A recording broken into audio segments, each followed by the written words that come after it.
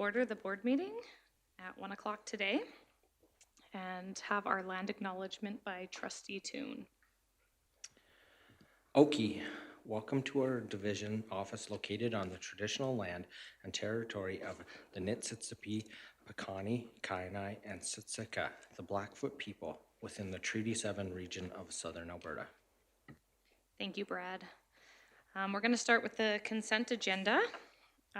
Is there anyone who would like anything additional pulled out of the consent agenda?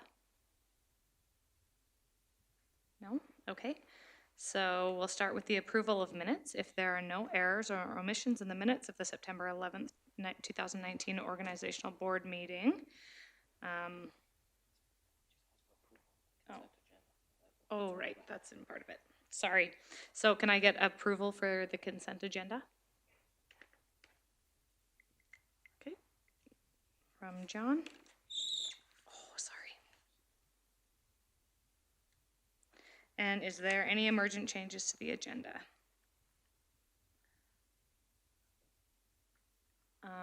In light of current situations, we are going to table F2 until our next meeting.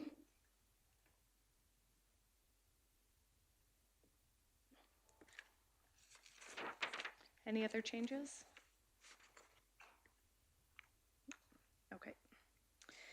And is there any declaration of conflicts of interest?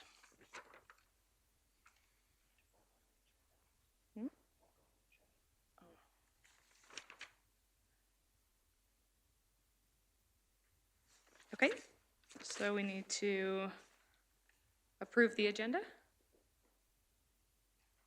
Yeah. John made the motion. Oh, right, John made the motion. Okay, and all in favor? Great. Okay, there's no declaration of interest. Okay, Trustee Yagos and Trustee Hodges both can't be here and send their regrets, but will be with us next time. Okay, so we're gonna move on to our discussion items or consent agenda. Yeah, let's. Sorry, I jumped ahead. Let's do the superintendent report. All right, thank you. So.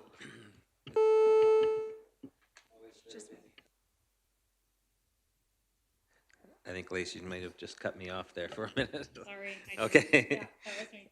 I think we've got it back now. So the beginning of the school year is always a very, very busy time, and this year was no exception. I'll just capture a few of the things that were highlights from the month, and then touch on a few points looking forward into the next month. But I'll skip down halfway through my report to the Minister of Education, and since Lori isn't here, maybe I'll just talk about that for a minute. But you know that we had an opportunity to meet with the Minister of Education on September 19th, and she was able to come and tour WA Day School and the Kids First Family Center. We were able to talk to her along with the board about the different partnerships that we've developed in this community here, in particular with WA Day. So that was a great opportunity for us to showcase one of the schools and the great partnerships that happened in the community. The WA Day students who happened to lead the tour that day did a great job. It's always nice to have the students, and they were able to describe what's happening in their school and all the great things that are going on there. And then following that, we were able to come back here and to have time for the minister to have a conversation with the trustees and senior management about different challenges that we faced, and an opportunity for us to highlight various programs and activities that are really successful in the school division as well. So that was great. Jumping down a couple more bullets, I've been able to be out in most of our schools in the first few weeks of the school year. And that's a busy time of the year for them and us getting things going, but we have some new administrative changes and This was an opportunity just to touch base with the principals, to get an idea of, how their class configurations look, their class sizes, for um, any changes in enrollment, which Jeff will go over in a little bit. And so it was an opportunity for us just to have a few minutes one-on-one time and to check in. We held our first administrator council meeting last week, and we had some representatives from ASEBP come down, and it was a great way to start the year.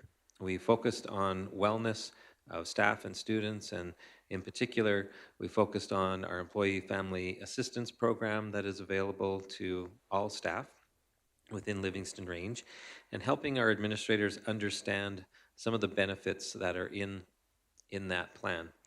And so ASEBP came down, it was supposed to be an hour. I think we took an hour and a half with them, had some really good conversation. There's some electronic online courses that our administrators could take to help them understand wellness a little bit more in the workplace and how they can work with their staff. So that was a great way to start our first admin council meeting of the year. We also had an opportunity to meet with our new teachers. So as part of Teacher to Teacher, with our 18 new teachers this year, and I think there were 7 or 8 from last year that joined us as well, because we've moved our mentorship to a 2-year program now. We were able to hear from former principal and now ATA staff officer Ian Stewartson. He came down and spent the morning with our new teachers and talked to them about how they could effectively use their educational assistants in the classroom, what their responsibilities are as the teacher, and what the educational assistants' responsibilities are. And we were able to have some good conversation around that topic. And then in the afternoon, our very own Kevin Verberk, our behavior specialist teacher, was able to spend some time with our teachers talking about classroom management strategies. That's always a struggle for new teachers, just wondering how to approach and manage a classroom. And so he was able to share some very valuable information with them. And I think, well, I know from talking to some of them as they were leaving that day, that they really appreciated the opportunity to get together, to have conversation and professional development in those 2 areas.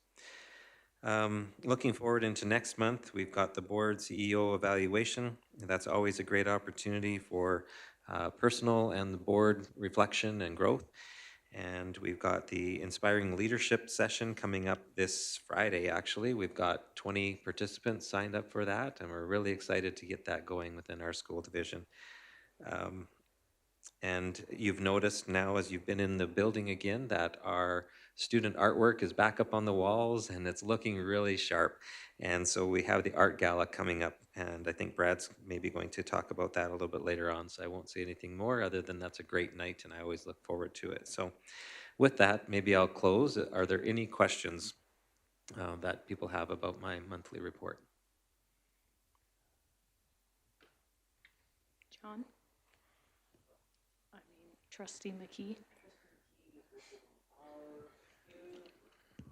Mic turned on. Hello. Once again, you've shown that you had the education service agreement with the Kainai Board of Education. Could you just expand upon that, please? Sure. We meet with Kainai, I want to say probably every 2 months or so. I think we're very close to, yeah, the volume seems a little bit loud here. Very close to being at a point where we can then present the Education Services Agreement to our various boards. As you know, Kainai is working with us and Westwind and Holy Spirit and Lethbridge 51, and we're doing lots of things in collaboration to design the some common elements of that plan.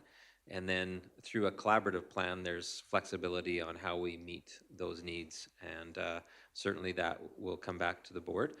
We have a meeting set, and maybe Richard can remind me, I think it's in November, to come back together again. At that time, we will have what we anticipate having at that time is a version of the Education Services Agreement and that we can bring back to the boards and to have a closer look and answer any questions on a local level. Okay.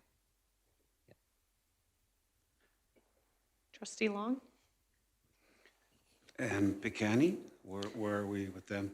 Yeah, we've met with them prior to the school year, just like the week prior to the school year starting. And I would say we've got a really good working relationship there going on. We've made a lot of progress. We are coming back together October 15th. I knew it was upcoming for our second meeting of this school year. That one is a little bit farther away. We started the Kainai Education Service Agreements earlier than we've started with Pecani. So that one might be a little bit down the road, but we're making good progress there too. Okay. All right, thank you. Thanks, Daryl. It sounds like the year's getting off to a really good start.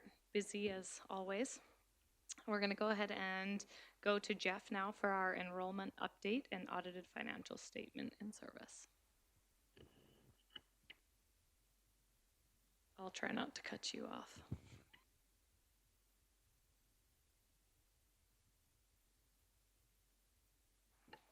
We'll figure this out.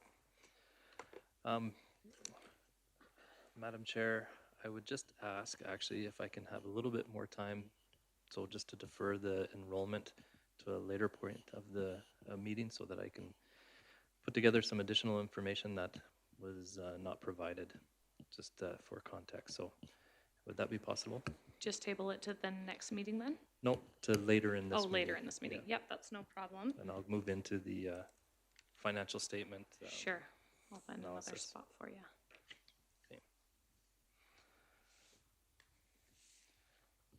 Okay, so this is the most exciting part of your year, is going through the financial statement in preparation for the financial statement year-end 2019. Typically what we do, for those that may not remember, is we go through the prior year's financial statement, and not necessarily all the information with all the answers to all the questions and things of that nature, but to give you an understanding of how the document itself works, to help you better prepare yourself for asking questions to the auditors when they come in November. And so that's what my focus is going to be. So if you get to asking me why this changed from this to this, I may not know the answer because I haven't put together the time to evaluate this document again from the prior year.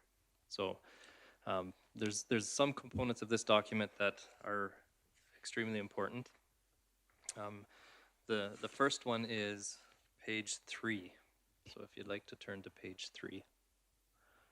The first page is this, where we sign off on the document after the audit has been completed and the board has approved the document. But page 3 is the letter that you are looking for, and you're looking for an unqualified opinion on the financial statement, which basically means that you're in line with the generally accepted accounting principles within the province of Alberta and country of Canada. And that's typically in the very last paragraph where it says opinion. In our opinion, the financial statements fairly present in all material respects the financial position of the Livingston Range. So that means that the ongoings for that year are recorded in a manner that reflects what actually transpired, where the financial position of the jurisdiction lies, and is good information for the readers of the financial statement.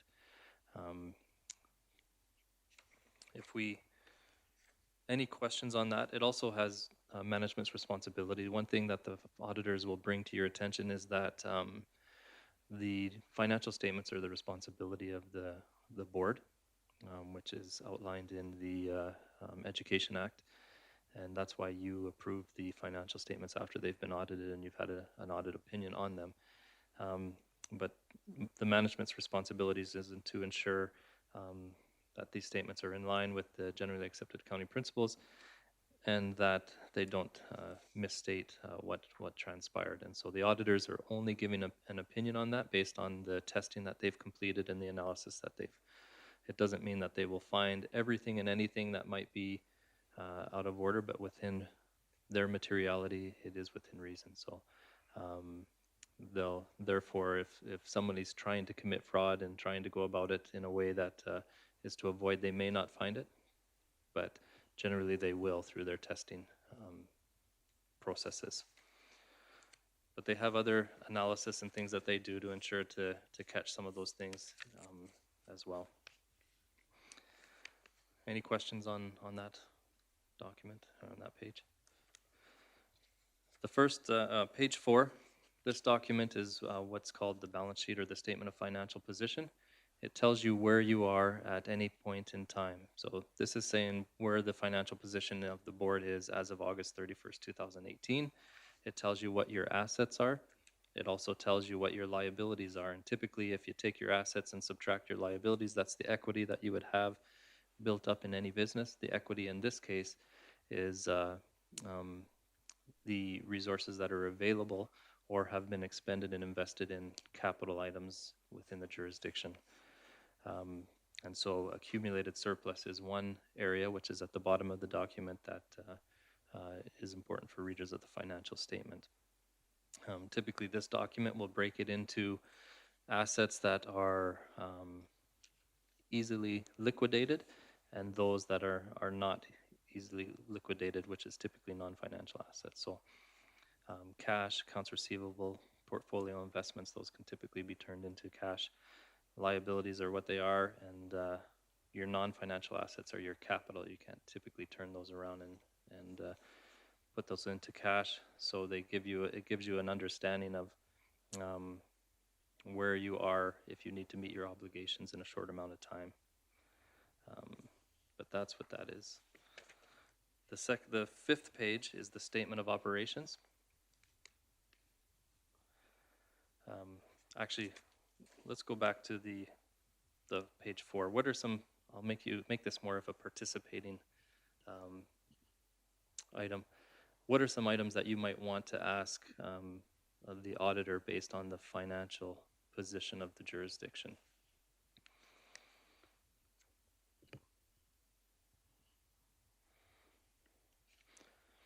So typically this will show you that this is what 2018 was, this is what 2017 was, right? So you're looking at what your current year end is as well as your previous year end. So if there's significant changes from one year to the other, that might be an area that you might want a further explanation for. And typically the auditor goes through that and identifies those, but if they don't, then that would be something that you could ask for. You could ask for clarification on any one particular item. If you don't understand what deferred revenue is and you want an example of that, then you can ask for that. But typically on this document, it also has notes section. So it says what the item is. Then in between the figures and what it is, there's a reference of a note. So the notes are found in the back of the document, and they typically have more information in regards to what that account is made up of. So for example, deferred revenue, we're going to follow that one through, and we're going to go to Schedule 7. Okay, so everybody's flip to Schedule 7.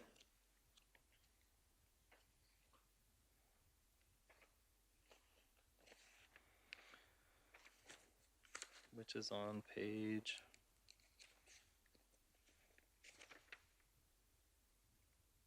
Oh, sorry, not Schedule 7, Note 7. Which is on page 24.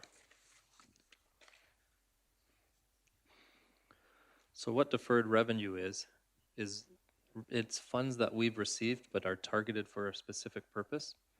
And so typically you don't expend those on anything other than what that purpose is. And so if we have money left over that has not been expended in that area, we hold on to that. We call it a deferred revenue, and we hold it here. And it doesn't hit the revenue on the financial statement until we expend it on something that is associated with that. Those dollars are the targeted reason for that. So for example, infrastructure maintenance and renewal is one line item on there. Those are dollars that we receive for greater or bigger projects other than just the regular plant operation and maintenance. We receive those funds, and we defer them until we expend them in those areas. So we started out with 3.4 million in deferred revenue for IMR last year. We received additional funds, we expended funds, and then the balance left over is 3.461 million. And again, those are targeted dollars. They can only be used for the reason that you receive them. And so every year you get an IMR plan from the maintenance department with regards to what those dollars would be expended on. You approve that plan, and then they work towards that. And quite often, based on resources, manpower and things of that nature, they may not get to spending all of them, and so they're deferred until a new year, and that's kind of what that is. So that gives you an example of on the financial statement of financial position where you can find greater information. It'll itemize what that balance is made up of. Okay? Any questions on that? No? Okay. The second statement that's of importance is the statement of operations, which is on page 5. This tells you all the funding that is received on a higher level and all the expenses that are paid out. And then it'll give you your net operating surplus or deficit. If you're a small business or something, you call that your net income or net loss. So you can see in the prior year, the revenues that came in were 54,100,000. It's the third column. It says actual for 2018. The expenditures were almost 54.5 million. So there was a deficit of $391,000. So we paid more out than we actually received in that year. Now that was a planned deficit. We were anticipating using some of our reserves, and so typically legislation for education facilities doesn't allow deficits unless it's in a planned scenario of this nature, right? So, yeah. Is there a way to know that it's planned for when someone is looking at these sheets and these documents, or? Yeah, that's a good question. So these financial statements are on our website. In addition to what's on our website is a budget document, which identifies what our plan is for the year. And so you'd have to reference that document to see what the original deficit. But also on this document, we actually you can also look on here as well. So the statement of operations has the budget column, which is the second column. So you can see that we anticipated this 52.5 million in revenues with 53.6 million in expenditures for about $1 million deficit. And based on how things went last year, the deficit wasn't as great as what we anticipated. Okay. It's also important to compare to what the prior year was, so that's why we have actual 2017. So you can see if there's a huge increase in any one revenue item, you might want to ask what that is, what that entails. Why is there more revenue this year than there was last year, or vice versa? Why is there less revenue in this particular area than there was last year? Which is that's what the auditors will come into us and ask as well, because they want to get an understanding of as to why there's a fluctuation and so forth. This is also what we do to our administrators at the school level. So on a quarterly basis, they're required to provide us an analysis, a variance analysis with regards to the revenue that's come in at the school level, as also what they've expended and why it's different or up or down from their budget. So, but we also look at what were we budgeting and where are we based on that budget, as well as what it was last year's and why we look for an analysis and a reason for why it was up and down, which tells a story. So the auditors feel that the statement of cash flows, which is on page 6, is also an important document. This tells you, it tracks what happened with the cash in the prior year. So it starts with an operating surplus and it has some ups and downs, but it'll identify where cash was spent and where it was not spent. And that also adds to the story of what transpired in the prior year. So those 3 statements are your main statements and items that the auditors will go over.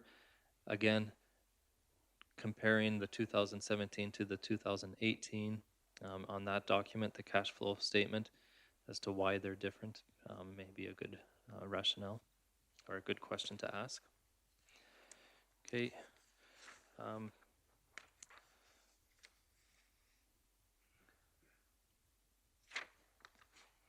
the next statement that, Jeff, yes, just trustee McKee had a question. sure. Jumping ahead to Schedule 5, this is on page 14, where you're going to talk about the portfolio investments, or are you working your way down to that, or were you going to talk about that? No, we can talk about it right now. Okay, so that's Schedule 5 on page 14. Yeah, so that's another, this is a breakdown of a line item that's on the statement of financial position, which is page 4. So instead of a note, it says Schedule 5, and it's a schedule that we're required to fill out. So for the most part, up into the notes, this is a document that Alberta Education gives us, and we have to fill out this area, right? So this is just a breakdown on the potential cash equivalents, and portfolio investments that the jurisdiction has. And you can see at the top there's a cash, which would be just in our bank account. And as you go down, it talks about the second section is portfolio investments. So we have investments in very simple in a very simple portfolio where they're not they don't have a lot of high risk, but they do provide a little bit of interest associated with them. And so many of those dollars, for example, our IMR dollars, where we have a larger amount of funding or funds available, we will put in an investment if we don't anticipate spending them over a short period of time. Typically, we don't put them into a long-term investment, just so we have access to them in the event that we need them. So for the most part, they roll over on a one-year basis, so that we have the ability to access them if we need to. They're always accessible, but it's whether we are able to maintain the interest level. The longer you can hold them in, the greater the amount of interest that you can earn on them. But this gives us the ability to earn a little bit of interest as we hold on to these dollars for whatever targeted reason they might be for. So IMR is the largest one of those. And so it just gives you more detail with regards to whether it's municipal, corporate, or provincial fixed income securities and things like that. So, make sense? Yeah, go ahead. So like you have a a balanced amount for 2017 and for 2018. Will those balance values be reported in the following year, or Yep. or yeah? Yep. So is that why they're not showing up for any balance in, like your provincial direct and guaranteed slot? I mean, like you got balances in there for 2017 for several of those accounts, but you don't have them for 2018. Yeah, because we spent dollars on the capital of this building, so some of those resources were pulled out. In fact, all of them were pulled out in those areas, and so they were more in GIC. So if you look at the first section under other, including GICs, that amount went up. So where we were investing, it required a certain threshold to maintain that investment, which was further down here.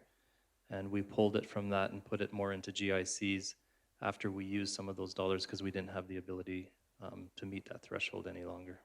So it jumped from here up to here more in cash and cash equivalents, where it's more of a GIC type investment. Okay, thank you. Yep. So those are good questions though, John, because you can identify where it's changed from one year to the other.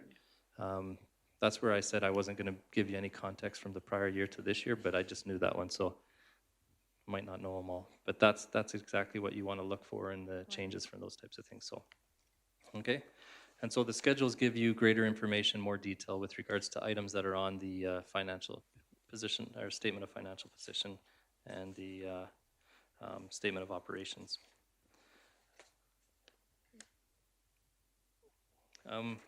The auditor will go through all of these as well. The page 9 is the statement or schedule of changes in accumulated surplus.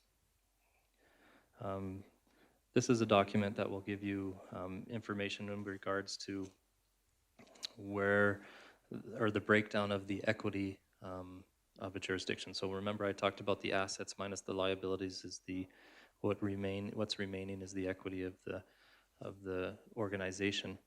And so here's where it would talk about reserves or your net assets. So column, the fifth column is called investment in tangible capital assets. Everybody see that? That's the amount of money that we have invested in non-funded capital assets. So your buses, any non-funded buildings, this building is included in there. School buildings are funded by the provincial government. They are not in this area. These are your photocopiers and things of that nature, any type of that equipment. So as it's amortized, it comes out of there. But when you purchase it, it goes into there. Unrestricted surplus, which is the 2 over.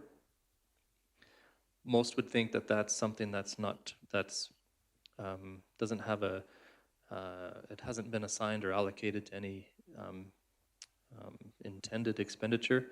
However, we have held our capital reserves in that area for some time. So the copier and buses would be in that area for unrestricted net assets or unrestricted surplus. And then your total operating reserves and your total capital reserves, that's the amount that is either in schools, in your instructional area, or your maintenance, transportation, and business and system admin. And the next page after this gives you a breakdown of that. But this is where those funds are held. And of course, they're broken down into certain things. And the majority of those reserves would be in the maintenance area, which are, again, targeted for other purposes. Is there any questions with regards to that? Again, changes from one year to the other are good questions to ask the auditor. He'll probably go through that with you. So like I said, the next page is just the changes and where they're at. It's a greater detail of that area. Page 11, capital revenue, is just the breakdown as to the transactions in the funded capital area. This one's pretty complex.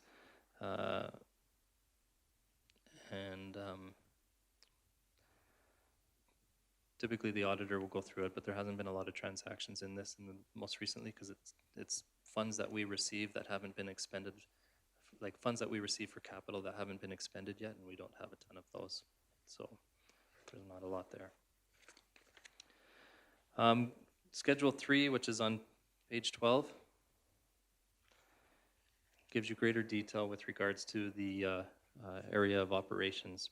So this is revenues and expenditures, and it breaks it out in instruction, plant operation and maintenance, transportation, board and system admin, and then it gives you totals. In this scenario, you can see the expenditures are broken down. Instead of by program, they're broken down by object, so it identifies how much funding has been expended in certificated staffing and certificated benefits, and then it breaks it down into non-certificated salaries and non-certificated benefits, and then service contract and supplies, amortization, and so forth. So you can identify that the majority of the budget and the expenditure side of things is in the staffing, which would make sense in an educational facility or organization. So you can evaluate that and see if you have any questions in regards to what might have been expended in those areas. It goes into greater detail on page 13, which is Schedule 4, which is the plant operation and maintenance area. It breaks it down into areas of custodial, maintenance, utilities, IMR, facility planning, and so forth. Debt is also a capital item, which we don't have very much debt. We already talked about Schedule 5. Schedule 6 is our capital transactions. And Chad's going to speak to this one. Just kidding. Okay. This just identifies what our beginning balance of capital assets are, what we've expended, what we've written off, what we've amortized to come to a balance of what the net book value is of our capital assets. So if your vehicle if you anticipate your vehicle will last you 5 years, you paid 40,000 or 50,000 of it, you'd amortize 10,000 a year. The book value, if you've only had it for 1 year, means there's 4 years remaining. You'd have $40,000 as a book value remaining. That's exactly what this does with our capital assets. It identifies what the net book value is. Whether that's reasonable or not, I mean, that's how accounting works. It doesn't necessarily mean that you could get 40,000 for that vehicle, but that's how they recognize the usefulness of the life of an asset. Okay, so our vehicles are amortized over 5 years. Our buses are amortized over 10 years. Typically, a brand new building would be amortized over 40 years. Modernizations would be 25. Make sense? Yep. Okay. And finally, there's a schedule of remuneration and monetary incentives, which identifies the expenditures of the key individuals in the jurisdiction. And then the rest of the document is your notes, and that's where you get additional information with regards to the items that are within the financial statements. I won't go through them all. You can go through them and read them. It identifies what the accounting policies are. Now, that might be something you want to read just before bed, but they identify how we treat or account for certain items within the financial statements. And again, the notes just provide additional information to those financial statements. I will send out, I gave a document a while ago to trustees with regards to potential questions that you could ask the auditors. I'll send that document out to you again, just to give you ideas as you look through the financial statements. You'll get the financial statements in advance of the board meeting at the end of November. You'll have an opportunity to look at them and analyze them, and then you can maybe look at those questions and see if there's something that's pertinent if you haven't come up with your own questions at that point. Make sense? Any other questions? Jim? So are we going to be using the same auditors that we've used forever and ever, or are we thinking about a different one? So that's a good question, because one of the responsibilities of an audit committee, which is part of the legislation going forward, is to designate or determine the auditor, make a recommendation for auditor. Typically, you go through a process. It might be for a 5-year term or a 4-year term, depending, on what the audit committee's terms of reference are and things of that nature. So at this point, it's too late to change the auditors now.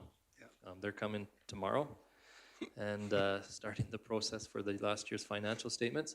But that's something we'll go through a different process as we prepare for next year's financial statements. First, we got to get our audit committee in place based on the new legislation, terms of reference, and so forth, and make that decision that way. Thanks. Yep, thanks. Any additional questions? Okay, if you do, if you have a question that you're not sure of, whether you're asking it correctly or not, give me an email, send me or give me a call, and I can help you ask the question that you're looking for. Typically, the intent of having an independent auditor come and speak to you is so there's kind of an arm's length from those who prepared the financial statement, which is myself and the people in my department. And so it gives you an opportunity for an independent opinion of those financial statements that we put together. But you can still use me as a resource if you want in that area. So Okay, thanks. Thanks, Jeff. Always need ibuprofen before your presentations. Okay, so we're going to move on to discussion item E3 for now, which is Regional School Council. We have our first Regional School Council meeting of the year coming up. It's moved to October 29th now, so as you go to your school council meetings this month, please let the school chair and vice chair know that that meeting is coming up on October 29th. It's here, and we're going to be going over school council bylaws. So if you can ask them, I know quite a few in our ward didn't even know where their bylaws were, so you can help them locate them. They can discuss it with their principal, and if they can bring their bylaws and have them ready, we're gonna go over the process of, it's at 6:30, and there'll be a light supper. Does anyone have any questions about that? Trustee Mickey? So the art gala is at 6 o'clock that night as well? Yeah. Yes? And No, at 5 o'clock? What? they aren't on the same, let's see. Oh yeah, sorry, I was jumping ahead of myself. So Regional School Council is the 23rd. And then the art gala is the 29th. So it will be right after our board meeting so that everyone, if you're able, can stay for that. So sorry for the confusion, John. Yes, it's at 6:30 Okay, thanks, yeah. on the 23rd, and then the art gala will be happening on the 29th. Any other questions? 6:30. Okay. We'll move on to E4 with Trustee Burdette about Alberta Southwest update. Okay, so that was the first time I ever got to go to an Alberta Southwest meeting, and it was really quite interesting. The tone of the thing is the same as us. They're all functioning without a budget, and that's worrisome to them. They don't know how much money they have and how much money they're going to have to work with or what's getting cut, and they're trying to go forward. I mean, same as we are. The report from the town of Claresholm talked about their immigration pilot that they're part of. And the interesting part of that is it extends for 25K around the community. So that also includes Granham. And I thought that was interesting because we have a school there that really could use some kids. And so part of that immigration thing could include Granham, so that was something that I noted. And other than that, they talked about all of their agreements between different municipalities and their agreement to share equipment and all this other stuff to try and lower their costs. And most of it was to do with municipalities. But they're in the same boat as we are. They're waiting for the government to bring down the budget so they know where they're going. And that's basically my report.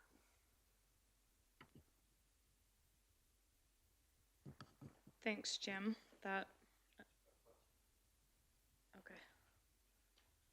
Sorry. Trustee Mickey? So during your discussions, did they say about how many families would be coming to Claresholm? Is it still around the 200?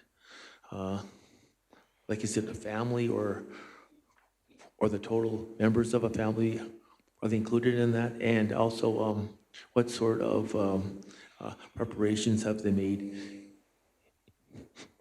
in discussions with the schools about the additional students that would be being part of the school system? Okay, so I didn't ask them the question about preparation. I don't know if they've done any for what kids are coming. It's probably, why do I get the echo? Sit back here. But yeah, there will be I guess this program is designed to replace the foreign worker program. And the idea is instead of bringing foreign workers and parts of their families to immigrate whole families and communities into a community to replace, to do the jobs where there's jobs to be had, right? And so my understanding was that it could be single people if that's who's coming, but their goal is to try and get whole families at a time rather than like we've been doing with the what did I just say? Forgot it, with the foreign worker program. And that's what I deemed from it. Yep. Have the, Mr.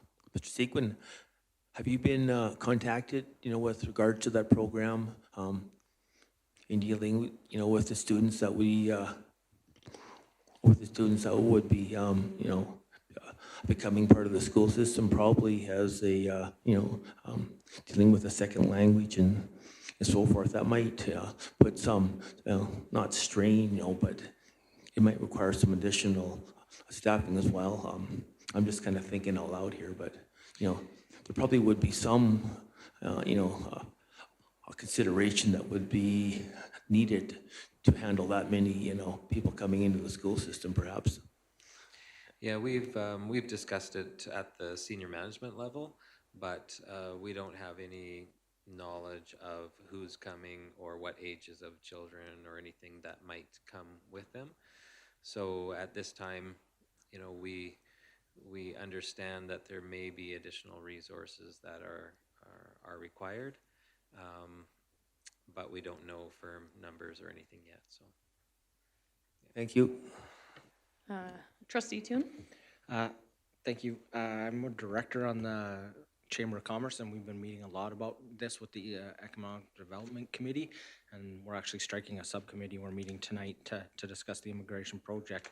And this is a couple years, at least a year more off before anyone would actually show up. But I think it's really beneficial, and my role is seeing as a trustee the complications, like you said, or the logistics of this that I intend that recommend to the group when it gets formalized and it gets a little further in the process and they've applied for their grants and they know what resources they have. Recommend coming to the board and presenting the program to the board in a public meeting so we can hear all the details of it and hear what their plans are going forward with that. So, Thanks, Trustee Toon. Okay, if there's no other questions, thank you very much, Trustee Burdette, and we will move on to E5, our transportation report by Christy Derricott Edwards.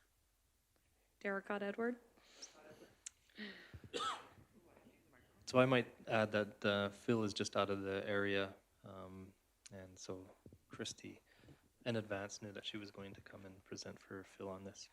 Thanks, Christy. You're very, very welcome. Is this working? I think it's on. It's just not very loud. Hello? Hello?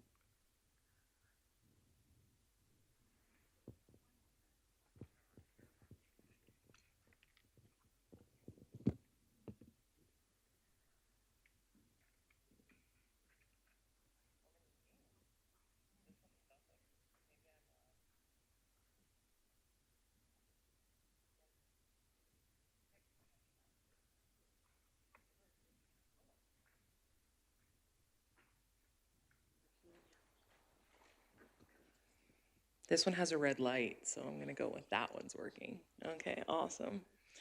All right, so you should have each gotten our report in your package. So we set out in the table there just a breakdown of what routes and what we've got going on for each community over this the past year. And so there's how many buses we have there, the number of students that we transported, how many kilometers per day. Of course, that's a bit of an approximation on days like snow days like this. We've got drivers that are doing all sorts of fancy driving to get their students where they need to go, and some roads are impassable. So for the most part, our division, we drive 158,600 kilometers per month In a year, we do about 1,586,000 kilometers, so that's a lot of driving.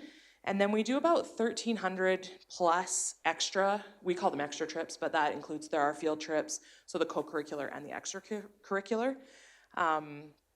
Some of those trips, like about 360, 65, those are in-town trips, so going to the swimming pool or the skating rink or those kinds of activities. 508 were sports trips, and then 435 were out-of-town field trips to all sorts of fun locations for the students. So those have not changed significantly from the previous year. We were right around the same amount from the year before, so the 1,300, yes. Those 1,300 trips, do you know what the amount of kilometers is that's taking up? Not really? Okay. Not in the moment that I stand here. I mean, we could look at it and we could get that information if you wanted us to present that, we totally could add that into our report. It's generally on the trip requests that the schools submit, so they have to put in a trip kilometers in there, so it wouldn't be terribly difficult to add in. As well, First Student Canada provided our services in Pincher Creek and Lumbreck. And so that was part of the transportation as well, as that they were taking care of those 17 routes out there. Over last year, we had some budgetary concerns and challenges. Obviously, you are aware of those. And so we worked really hard over the last year to do a thorough review of what we were spending in the transportation department. And it became very clear that our maintenance and repair and our contracted services were where our overages were primarily falling. So to combat these overages and to better manage our costs, we came to the decision that we would terminate the contract with First Student Canada, and we would move division-owned buses into the Pincher Creek Lumbreck area, and then we would also establish a division-owned bus maintenance shop. So we now have that repair shop, which is located just behind Matthew Halton School there. We have a certified and experienced mechanic, and he has already proven his worth 100 times over. It's amazing the things that he's able to fix that other mechanics that we've used. He just works on buses, and so he just knows what's wrong with them just listening to them drive into the yard. So it's been extremely positive thus far. So we're really happy so far into this arrangement. The repair shop is also, we were able to get a license, so we can do our own commercial vehicle inspections, which are required by the province. And so it's nice that we're able to accomplish that task ourselves, because it's a hefty process with as many buses as we have. So that leads into the next one, which is safety. Our buses have to go in, I believe it's every 7,500 kilometers. They go in for an oil change and just a basic safety kind of once over. And then once every 6 months, they go in for their CVIP, so they get their inspections done. And that is a thorough inspection of top to bottom. Everything is checked, wheels, brakes, the whole meal deal. And so that happens twice a year. And we have to keep on top of those. If we have buses that are driving without them, that's a hefty fine if you get stopped by the Department of Transportation. So we obviously are going to avoid that. As well, our drivers are all required to hold a Class 2 driver's license and obtain the S endorsement within their first year. This has been a big project for us over the last year as well, because of the new legislation that's come from the province.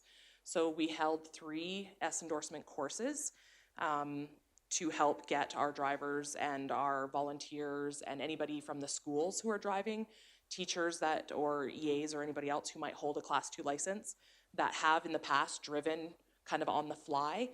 We offered that course to them, and we had 31 participants who completed and passed the course. We are looking to host a few more of those this year and we probably have about 30 other people who are interested in doing that. So that is an ongoing initiative. And we have until July 31st of 2020 to have all of our drivers with the S endorsement. So they can currently still drive without the S endorsement if they don't have it. So, but that is something that's coming. The Safely On Board program was presented to our kindergarten to grade 6 students in October. Schools are supposed to help with our behavior issues and things that the children should be taught how they should be behaving and their conduct on the bus and safety rules. So that's that's part of our program. The buses and the students on them, it's considered a continuation of the school, and so any sort of discipline or anything that needs to happen is sent back to the administrators of the schools, which is to the great relief of our bus drivers. And in 2018, 2019, we actually had no accidents. We didn't have any incidents of any kind, so that was very positive. We did, however, lose one engine and therefore one bus. So that's about it for accidents there. We had 9 new to us buses that were purchased through the bus center in Edmonton. We had 2 of our older buses were decommissioned and they were taken to the junkyard.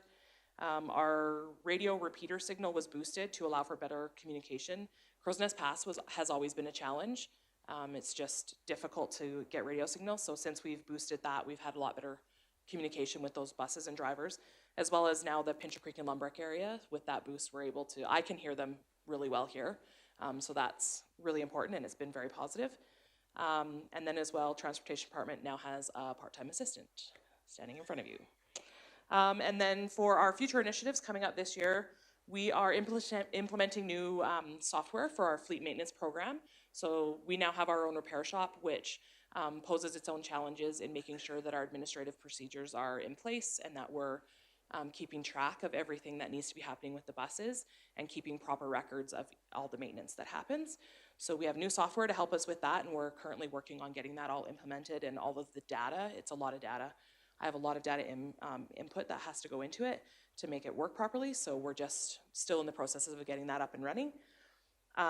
We are also implementing a new software program to help us with our extracurricular and co-curricular scheduling for field trips. Because we've taken on the Pincher Creek Lumbreck area, we had 17 buses, well, a little bit more than that, 20-ish, that went out to that area that used to be available in the area for extra trips. And so now those buses aren't available in our fleet. They're running regular routes. So we have a much more restricted ability to do large scale field trips, and full school moving large groups of kids has become really difficult. So this new software that we have is, hopefully we're going to be able to use that to help with scheduling so that the schools can right away know that this program that they're going to run either needs to run over multiple days, or maybe we need to bring in drivers from other communities because there's just not capacity in their own community, but they're aware of that and they can see that a little bit more closely before they're even scheduling the trip. And then it helps us as well because it becomes quite crazy trying to move all the students, like Sabre Days. Livingston School does Sabre Days every year, and we had that in September, and we were able to have that happen this year. However, it posed a lot of challenges, and there was a lot of scrambling trying to make sure that we had buses to go every which way. It's a great opportunity for the students, and so we want to make sure that we continue to be able to offer that through the Transportation Department. And so we're working with our software to be able to help the schools and help ourselves stay on top of it and make sure that we're all organized and ready to go.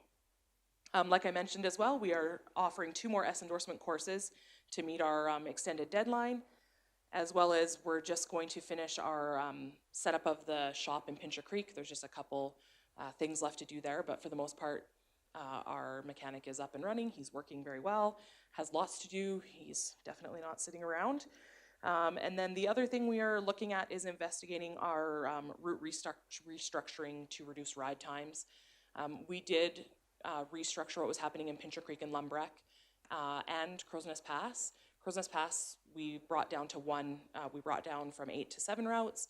Lumbreck went from 5 to 4, and Pincher Creek went from 12 to 10. So some of the routes have gotten significantly longer, and so we're trying really hard to kind of see how we can restructure and rework some of those routes so that they're a little bit more adequate in time, so that the children aren't riding, for crazy amounts and those kinds of things. However, we do have restraints within our own abilities as well. So that's what we're looking at that always. So other than that, so that's about all I have to present. So if you have any questions, I'd be happy to try my very best to answer them. Trustee Toon? Thank you. It sounds like you've had a really busy year with all the changes and everything. Yeah, it's been intense. I hear from drivers that subs continue to be a concern, the availability.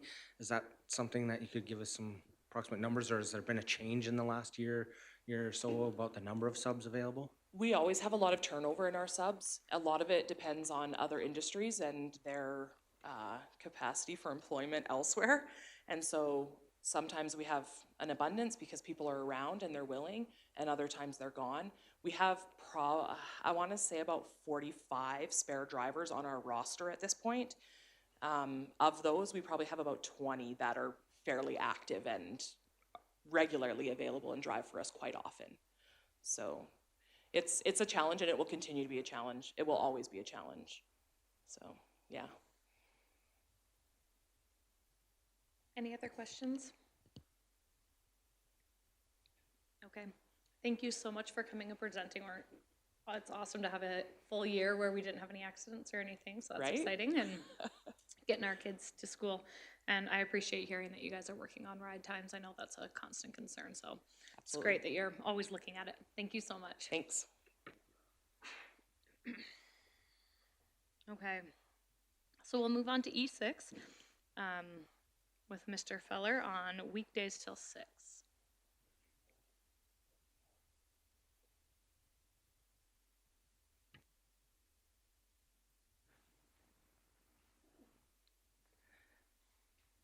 So over the last few years, we've had lots of conversations, and it's been exciting to know the level of commitment from the board to support wellness within the jurisdiction. Knowing the commitment of the board, we've been looking for strategies for things that we can do to support our staff and our students. Last year, we had an opportunity to go to the Shaping the Future conference, and they talked a lot about different strategies that could be implemented. One of those particular strategies was something that I would like to talk to you about today. We know that our vision as a board, as a jurisdiction, Nikki, next one, please, is to be leaders in providing quality education to rural students in a dynamic learning environment. And we know what that actually takes. It's a lot of work to be able to do those things. Next slide, please. We also know that there are lots of things that are starting to get in the way of people being able to do their best work. One of those things is that we've noticed that there's an increasing number of emails that are coming at all times of the day, and especially in the evenings and on the weekends. Next slide, please. We really would like to ensure that after our activities include time with our families, our friends, having time for exercise and other work-life responsibilities. Next slide, please. And we know that we are 100% committed when it comes to staff health and wellness, as well as community and student wellness. Next slide, please. We know that it takes a lot to come to work every day and be our best selves. So we want our staff to be healthy, well-rested, and inspired. And with that, good things will happen. Next slide. This is what I would like to bring to your attention, and something for you to consider is the opportunity for what was called weekdays till 6. This is one of the practices that Chinook's Edge was using and shared at the Shaping the Future conference, and it was something that really resonated with us, and we thought that it was something that was actually doable and would demonstrate our commitment to the rest of our communities as to how important wellness is in our school jurisdiction. Next slide, please. So the proposal is that in Livingston Range, non-emergency emails or texts are sent prior to 6 p.m. on weekdays. There'd be no evenings and no weekends. This would give us time to be able to focus on the work that we are already engaged in and not being distracted by things that we can do at a different time. So again, it is just a practice, not a policy, and we believe that it would be a very good practice. We know that late night email and text exchanges can be troublesome for all of us, students, families, staff, for a number of reasons. There is a lot of research out there right now that has connected mental health issues, concerns to being plugged in all the time. And so we would like to have a time where we can unplug. We want to make sure that our staff are ready to deliver the very best to their students each and every day, and we believe this will be one of the strategies that will allow us to do that. We also recognize that weekdays till 6 would be a shift in our division, but we care about the wellness of our students, families, and staff. In the end, we're convinced that this is in the best interest of our students that we serve, and we would like to know your thoughts to see if this is something that you would be willing to champion and support as we move through the divisional direction with wellness. Thank you, Richard. I love this idea, and I think it's so important that as a division, we're sending this message that we want to make sure that our staff and students and admin are taking time for themselves and for their families. So I think this is a great idea. We live in such a beautiful part of the world where there's so many things to get out and do. And I love that idea of encouraging our staff to take that step back and everyone in our division to take that time. So I'm really excited to see this and see it be put into our practices. Is there any other trustees who have thoughts or questions? Trustee McKee? So the program would only be focusing on staff and as well then, like is there, I mean, do a lot of staff members do the emailing or texting after hours? Is there a problem with the school division dealing with this? Because, I mean, myself, I think the program is a good one. Seems to be breaking up. I think the program actually good. What? Just back up from the mic. It has a noise gate. I think the program. Hello? Hear me? No.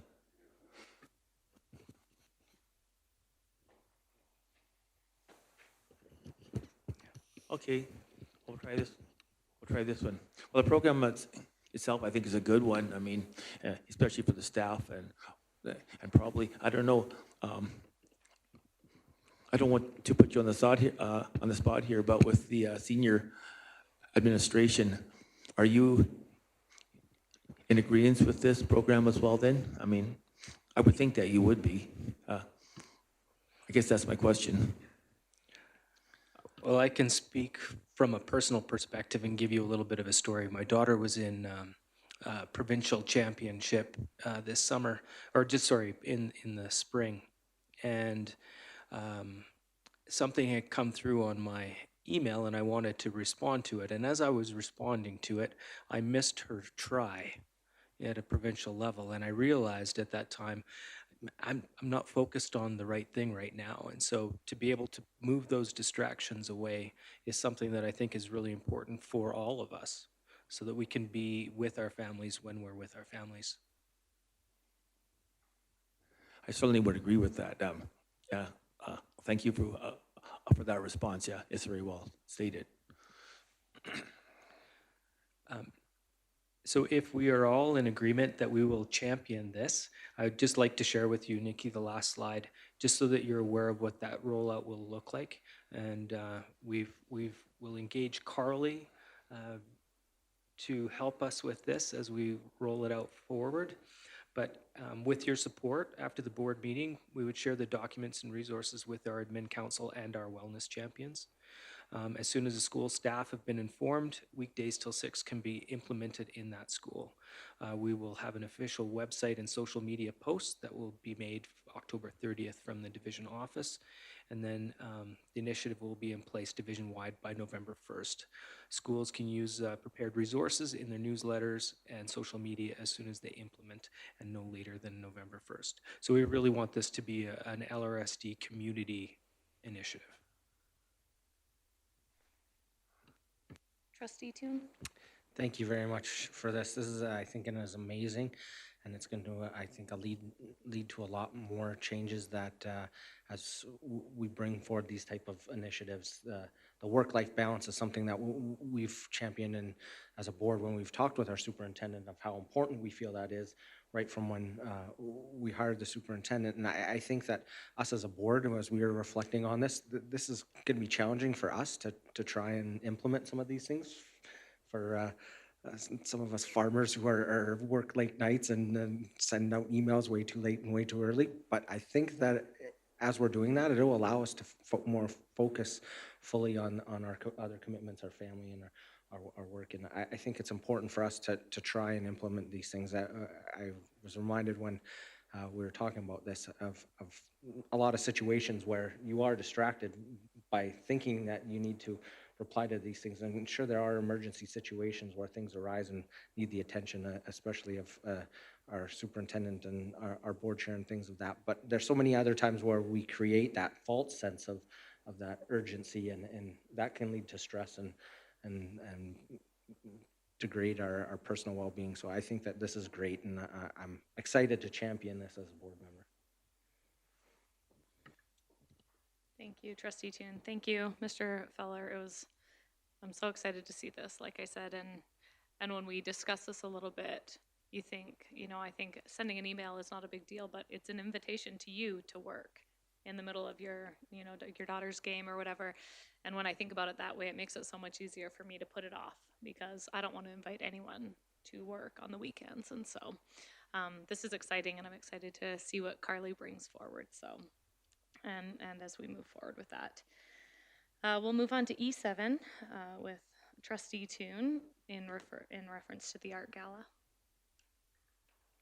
Thank you.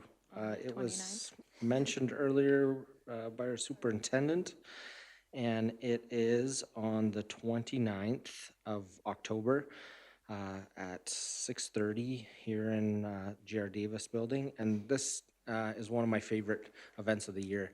The opportunity to see the amazing talent showcase from our entire division, including all our schools, our colony schools, our small schools, our large high schools, and to have their families participate in this is just amazing. So I would ask everyone to make sure that it's on your calendars and invite everybody to come out. The invitations have gone out to the parents and families already, and encourage everybody to, if you haven't attended it before, to attend it. It's a really great event to showcase the talent in our division. Thank you, Trustee Toon. Is there any questions on that? Okay. We will turn the time over to Carly for our communication plan.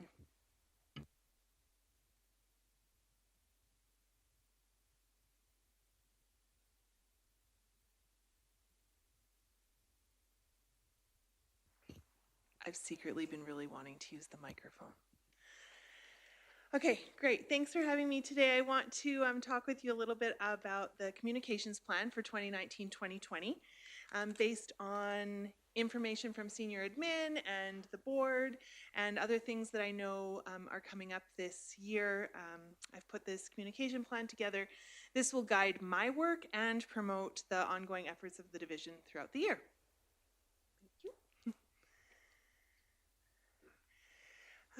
So division communications are necessary to provide information for branding integrity and to provide leadership across the division.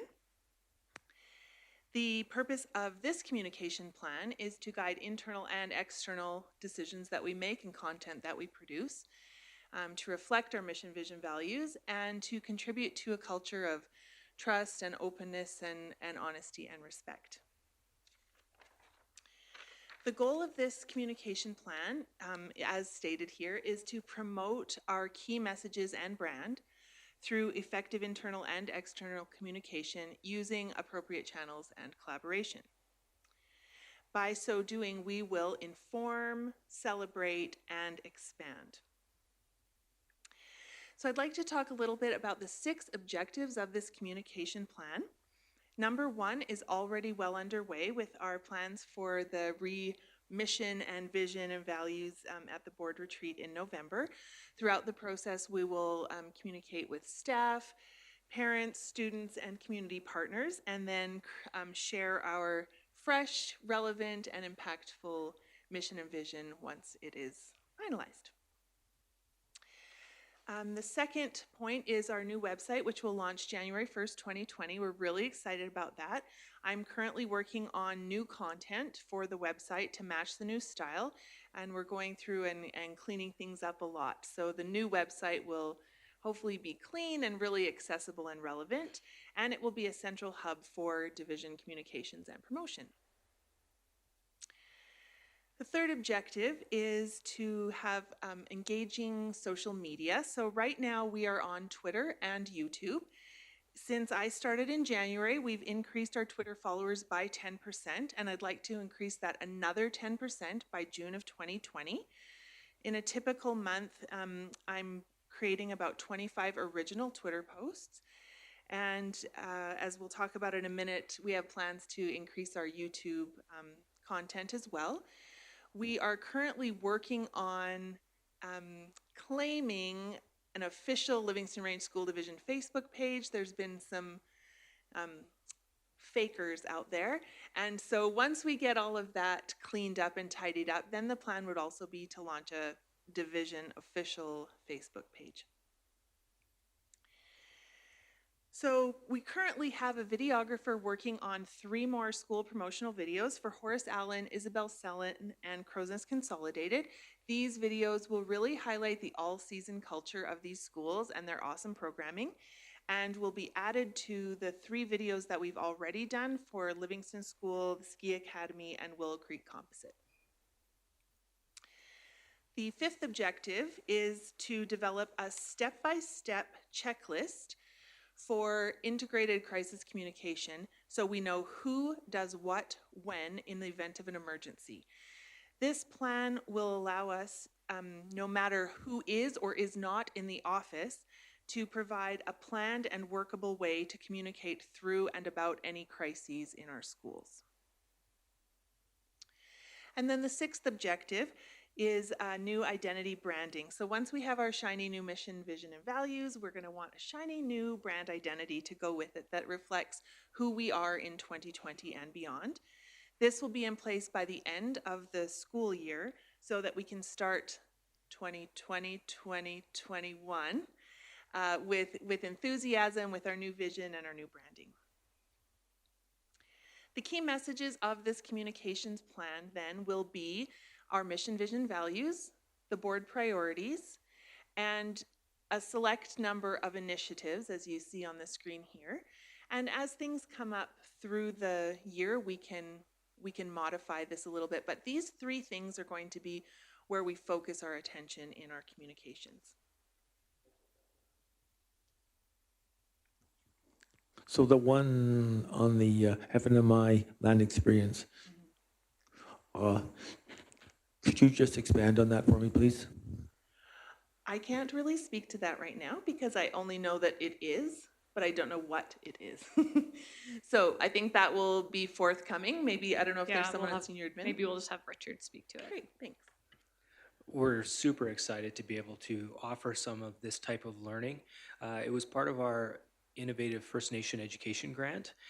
In year 3, we were to be putting together a land-based program to support our students in graduation by providing them with credits that were meaningful and authentic. I'll speak a little bit to that in my next presentation, if that's okay. Great, thank you. Okay, next slide, please.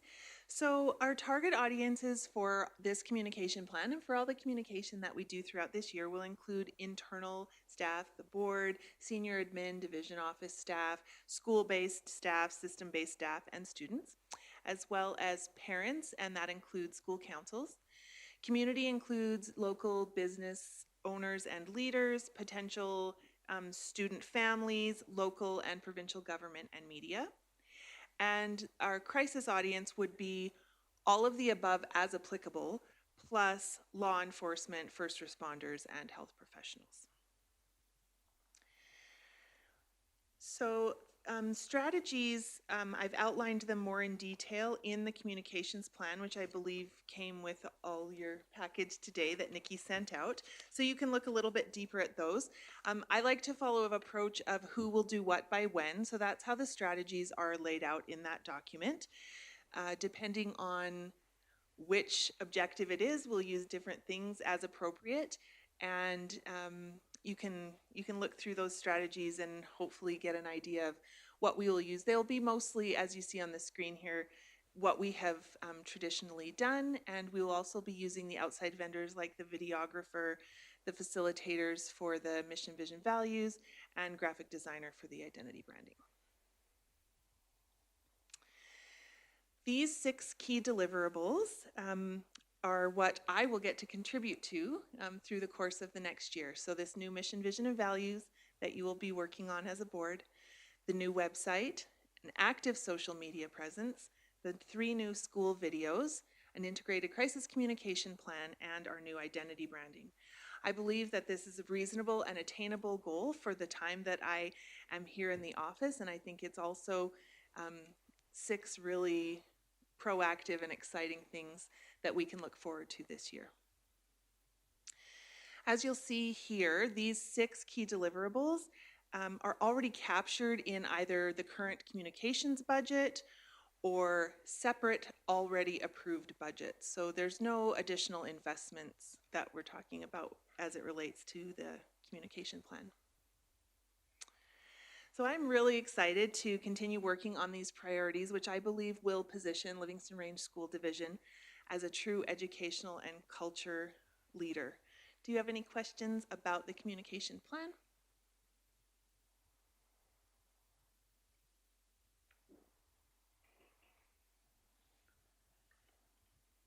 No, thank you, Carly. It looks amazing. We're really excited for all the discussions we're going to have coming up at our board retreat and all the vision, mission, and stuff that is going to roll out. It's amazing. It's really ambitious. It's a really exciting time for the things that we're working on and to be able to share these initiatives and priorities with our division family. This communication plan looks really great. I'm excited to get started. And do you think as we move forward and work on getting it rolled out, do you think that by September and having it all come out for next year, do you think that will give teachers and staff enough time to really buy into it and get behind it? I think that by getting that information out to admin council and staff by the end of the year, I know June is a really busy time, but to get that to them so they have the whole summer to think about it, to use it in their plans so principals can say, you know what, we want to take some of these mission, vision, values and this new branding and the exciting things that are happening in the division, and we want to use those in our schools. I think it's a really good time to roll it out at the end of this school year. And then there may be some opportunities then at perhaps divisional day to capitalize on the audience that we have to share these messages of the things that we've worked on this year that will set us up for great success in the future. Perfect. Yeah, one thing I'll add as well, as part of the plan for the board retreat, with the vision and the mission work that the board will be involved in, and our facilitators, is part of their plan is to come back and work with our administrators in the spring once we've gone through our process, and help administrators understand what they can do to help roll this out so that all of their students, their staff, their school community knows about our new vision and mission. And so that will be part of the plan, is that they will assist with the rollout, and whether some of that work is done prior to the end of next school year, or they know what they need to do and hit the road running in September, but it will be part of the plan. Thank you, Daryl. Trustee Long? Carly, this is about communication, but maybe not directly related to this. I've always hoped that we could have at least a monthly article in each community's local newspaper. after our board meetings? Is that possible? That between you and Nikki, you would, excuse me, send something out to each of the local newspapers? So would that be a paid article or information we send to the newspapers, and if they want to pick that story up and run with it, they do that? Yes. I don't know. Okay, But great. I just think it'd be good PR and good for the public. And no, sorry.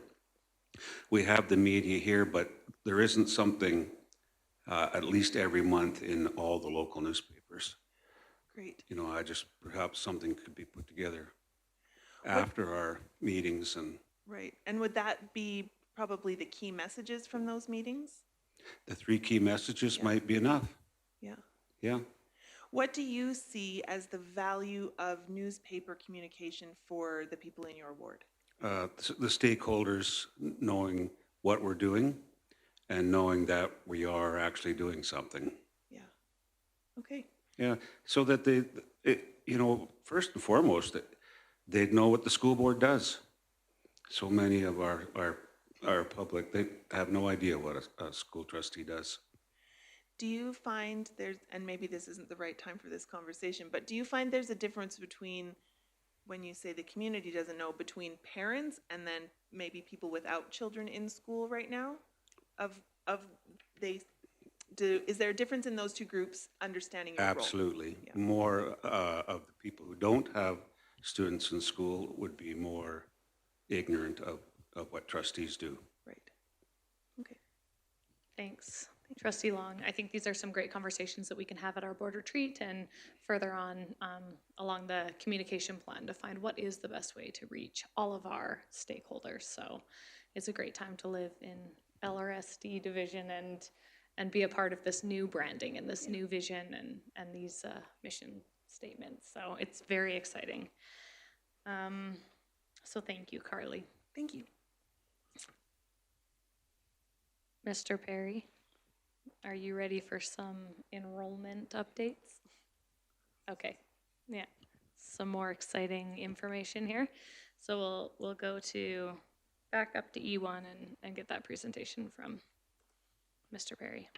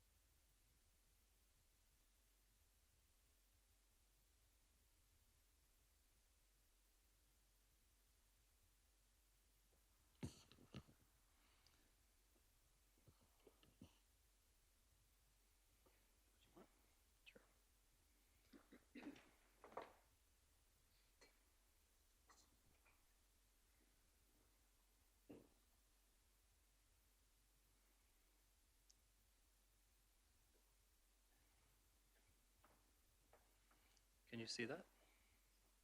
You guys can see that on the screen? Okay. All right, so Anthony threw a curve at me this year. He tried to do things more efficiently, which he certainly did. But my presentation is going to be adapted to what he's done to improve our efficiencies in our office with regards to the collection of enrollment information for the schools. So this document here that you see is a Google Doc that actually amalgamates all the information from the schools with regards to enrollment, and then we go through and verify the information individually to ensure that they're recorded or that it matches what the Alberta education system has. So this document here, I'm just gonna, it's broken out by different areas so that we can identify for funding purposes where, and so that we can identify the funds that will come in based on the enrollment and their criteria. So the total enrolled students are in this section right here. I even have a mouse that I can show you where that's at. Okay, then we have to take off, in order to see what the provincially funded students are, we have to take off home education, international students, and First Nation students coming off of reserve to attend our schools, which provides us with the amount that the provincial government funds. It also gives us the ability to see how many, break these out into different areas as to how many we have in each of these areas. So the one thing that we haven't got in here right now is the teacher directed. So the teacher directed are the students that may not attend at a school, but they still get full support from our teachers. And so they're not considered homeschool. They still get a program directly provided by our teachers and not just the homeschool side of things. So the number are included in here, but I'll tell you where the adjustments need to be. So if I go through these are by grade, and identifies all those areas by grade. When we get down to this colored section right here, it's yellowish, orangish, whichever you see. The total number of students is listed above, and then the next row down is FTE. So FTE means we take into consideration ECS students or kindergarten students who are only part-time, so they're 0.5. So you can see overall we'll have 3,671 students attending Livingston Range programs. The FTE of that, when you take into account ECS as 0.5, is 3520. And we haven't been over 3520 for a long time. So the story of today is that there's an increase in enrollment in the programs for Livingston Range School Division. Then we have what the prior year numbers were and the difference there, the spring numbers and the difference there. So the one thing that I need to take into consideration is these budget numbers for teacher directed are not in here. So these numbers have to be decreased by that number over there. Okay, so I'll go through that with you. So yeah, go ahead, John. Looking at this, I don't see the Colony Schools has been one of the columns here. Are they included in the Yeah, English? Okay. I'll go through another document that identifies the schools, communities, and kind of the one that I've done in the past. Okay, thanks. This is all the students together. So they're all in here. The budgeted numbers are all in there as well. So when you look at where we are overall from the prior year, where you have to take 15 off of that. So we're 62 students up from the prior year. That might be various areas. So we're actually 12 students up in the homeschool area from the prior year. We're down 3 international students. We're down 20 and a half First Nation students, but provincially funded we're up this less the 15 over here. So 62 and a half students. We're up 62 and a half students in provincially funded. 52 students overall. When you look at our budget, or sorry, what we projected in the spring for this year, so our schools were somewhat conservative. Darryl, do the math, 84 and a half, subtract 17, 20, 60, 62, 60, 65 and a half, 60, 67 and a half, 67 and a half. Don't have a calculator. I should have had this done before. So we're up 67 and a half students from what was budgeted. So 51 or 52 from last year, but 62 and a half from the spring budget.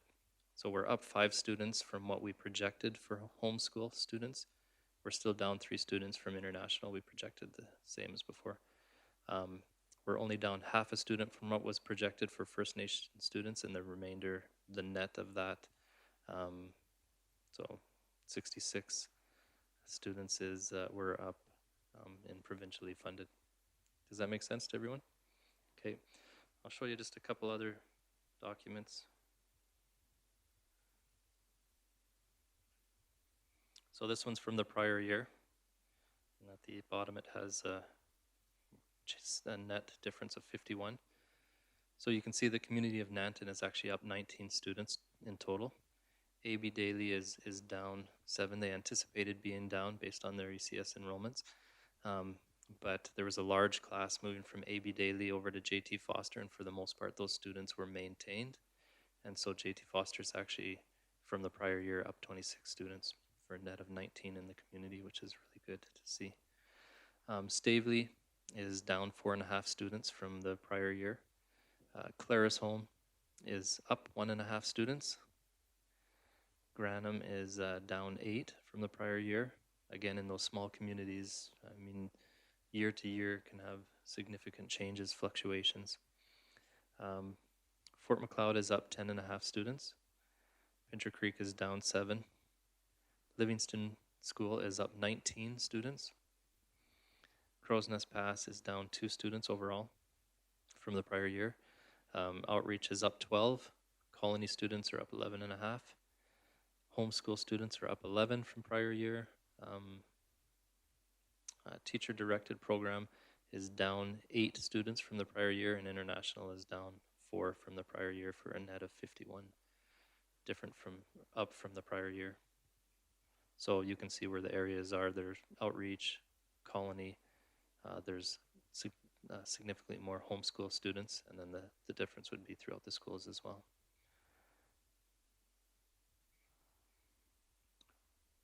What's probably more important is what we projected from the prior year and where we are now. And again, we're up 84.5 students from what we projected.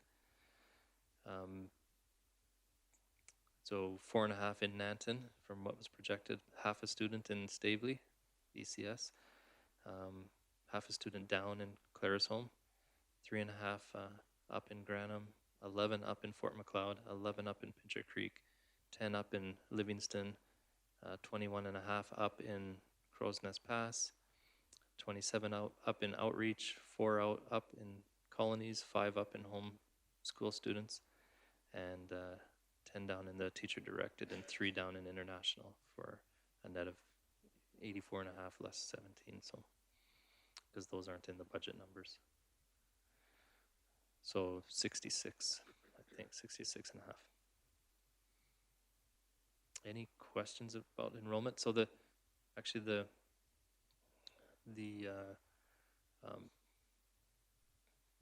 a lot of the elementary school enrollment increases is due to ECS being higher in the ECS area, especially Horace Allen, which had 13.5, WA Day, Canyon even there as well, but there has been some shiftiness of some of the students that are coming from within that community from other schools to our school. That's the major component in there. A lot of the schools actually were very close to budget as to what they received. So if you look at Nanton, they almost budgeted right on. Stavely right on. Clarisholm, which is one of our larger communities, right on. Granham right on. And the areas where they were different was mostly ECS in those areas. So any questions around enrollment? It's good news for the enrollment side of things with regards to our schools. We are fortunate at this point that we have the ability to instead of trying to find other ways to cut resources, we have the ability to add resources to the schools at this particular time of the year. So that's always a good thing. Adding additional staff out at the schools to support the additional students that they have and the needs that they have is significant. One of the big changes this last year was that we allocated the majority of the staff, support staff and teacher staff together out to the schools. And we found that to be a good process as Richard and Daryl have talked to the schools about need and where the need needs to be addressed. We now have, with an additional enrollment, we have the ability to go and talk about need again with the additional students that have come in. So Thank you. Has there, question would be for superintendent, has there been any additional staff assigned or since this, the enrollment has come out higher in those areas that was higher than projected? Yeah, I can certainly answer that. We initially, for example, there was a lot of transients. I can't remember the exact numbers, like 39 students moved out of Matthew Halton. Families moved out of the community, but then, you know, just about as many came in. But they came in different places than they left.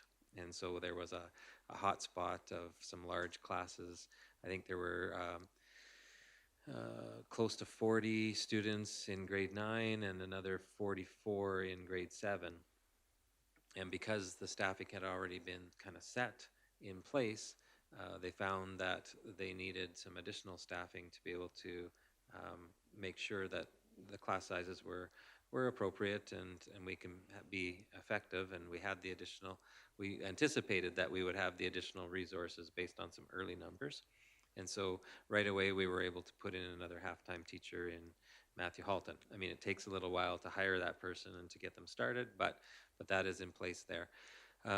Lundbrook, you can see the numbers, they continue to rise there, and so we were able to add additional staff there. I'm trying to think of the other ones. WA Day had basically a full kindergarten class show up that they were unanticipated, and so we were able to add in another class of ECS. And then yesterday, based on these most recent numbers, we met as a senior team, and we had previous conversations with administrators out in our schools. Where's your hotspots? What is it that you need if we have the dollars to be able to support that? Granham, I'm trying to think of the other schools. Crow's Nest Consolidated with some additional FSL support. So some are support staff, some are teachers. I know Granham, there's a couple other schools. JT Foster increased their learning support time. And I think there's one more out there, but yes, we were able to, we anticipate with the government announcement of the budget coming October 24th that we will be funded for enrollment growth. That is something that back in the spring we didn't think would apply to us, but I think due to a lot of efforts over the course of the year or the years, you're starting to see that we're able to retain our students and maybe even attract some new.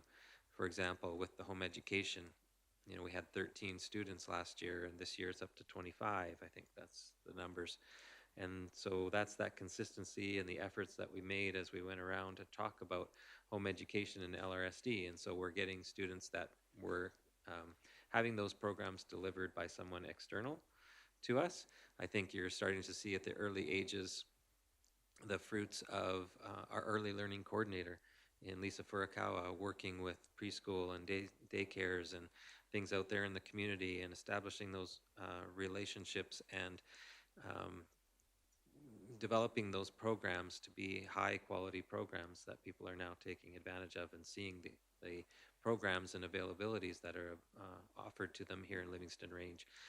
Our principals have been working hard to try and make their schools safe and caring places, and you can see that on our accountability pillar results that Chad will share with you next month as well. So it's a lot of things that are happening throughout our jurisdiction, the flexibility of programming, the focus on early learning and home education, along with the efforts that our school and administration is making that I think is helping to be able to attract more students to our division and keep the ones that we have. As we increase and have more students coming, which is wonderful, do we have room in our schools for them? Are any of our schools close to capacity, or do we still have lots of room in most of them? the majority of our schools, we have room and space in them. We have other programs that may take up space that we might have to change how we do things. But for the most part, our schools do have the space to accommodate increases in numbers. The one school that is challenged is right now is Stavely. Stavely is one school where we may seriously need to look at bringing in a modular unit to or make a modular request to add there, depending on how the numbers continue to come in for the ECS program. And this year they came in again, and so they continue to maintain the level where they may need additional space. But that's the only one I can think of right now that might need.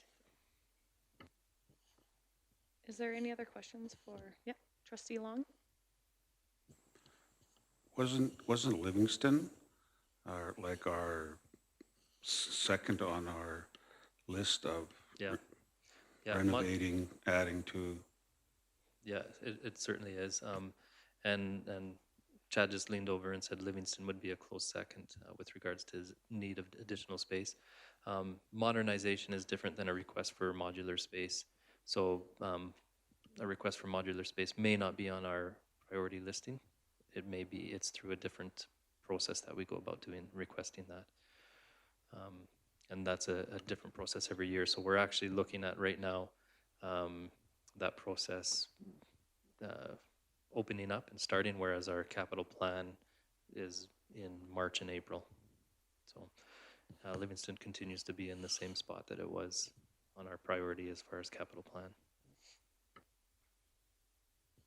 Thank you, Jeff. It's awesome to see so much new enrollment and to see Anthony doing some great work. I told Anthony the other day, we were in a meeting and he answered a question that I didn't know the answer to, and I told him afterwards, never make me look bad again. All in fun. He did. Well, thank you. So, yeah, Trustee McKee?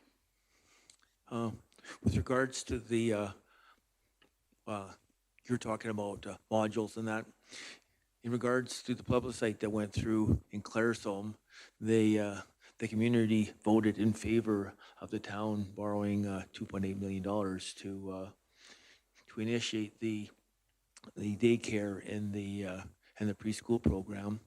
And I'm still somewhat curious about that. What's going to happen with the module that's currently there, and also with the and that's called the after-school program. But I guess they're going to go through and get the architects to drop some plans here. So I guess the process is still evolving. I just wondering if you've had any thoughts with regards to with what's going to happen with the after-school program there as well. Is that part of the process that's going to become part of the town's rebuilding there? Maybe we could get an update on that at a later meeting.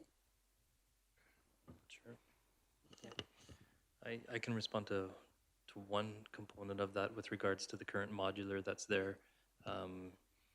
We're currently looking into that. We don't know exactly. We own that facility, and the purpose of that facility is for early learning, daycare, and so forth. So we're currently looking into restrictions and so forth as to whether we need to maintain that or whether there's potential of the town taking that over and being able to operate the daycare part of that as well. So given the fact that their initiative is to do that in other facility components of that project too. So it's a work in progress. Thank you. Okay, so I think we'll just take a 5-minute health break and then come back. Yep. And then come back for Richard's presentation.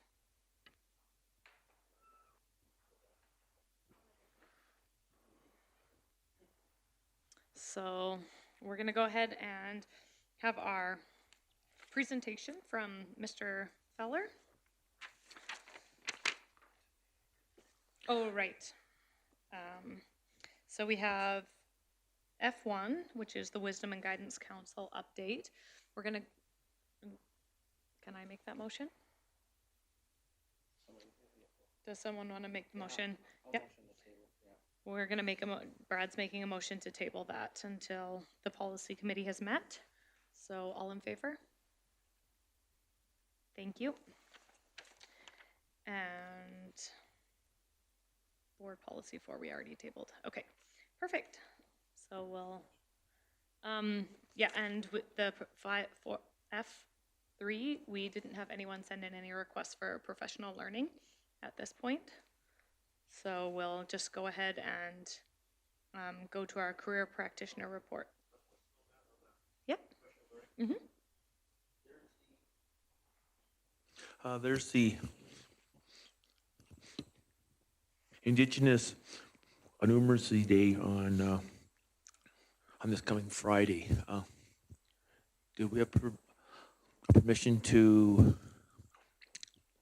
attend that from the board, or do I need permission to attend that, or is that just open? I can just attend that? So we discussed having all PD opportunities emailed in, and then we would just be able to bring them and approve them at the meeting without having to discuss them. Trustee Toon? I don't know if, is that the divisional day reference? Where is it located at? It's at FP Walsh. Was that something that board members were invited to, or is that just, Sorry, I was planning on attending because it's in my ward, and then it's just part of my monthly. So I was planning on attending, but not as a I mean, PD. if you want to make it just part of my remuneration, that's fine. I was basically just asking for, to advise the board that I would like to attend that session, Okay, if that's okay. Trustee Long? Can you give us more information about what it is? I'm afraid I can't. Is there someone who can help me out with that?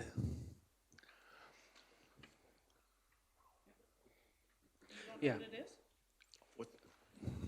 I'll say that again? Yeah, well, I know of it, and it says it's Indigenous Numeracy Day, but other than that, I don't really know what the agenda is for it. Trustee Long? Since he doesn't know what it's all about, I say he doesn't go. I vote no. Thanks, Trustee Long. Mr. Feller has more information on it for us. It was an opportunity that through our numeracy lead, Kathy Charchin, as well as Sandra Lamouche, getting together to take a look at how we can legitimize First Nation ways of knowing and being, and specifically Blackfoot right now. So those two people working together to bring a learning opportunity to build the capacity within our school, within our schools, by bringing in Dr. Libra Littlebear and Dwayne. I can't remember the other gentleman's name, but it's taking a look at how you can apply, or how numeracy was applied in Indigenous communities prior to the Western Way. Okay, thank you for that.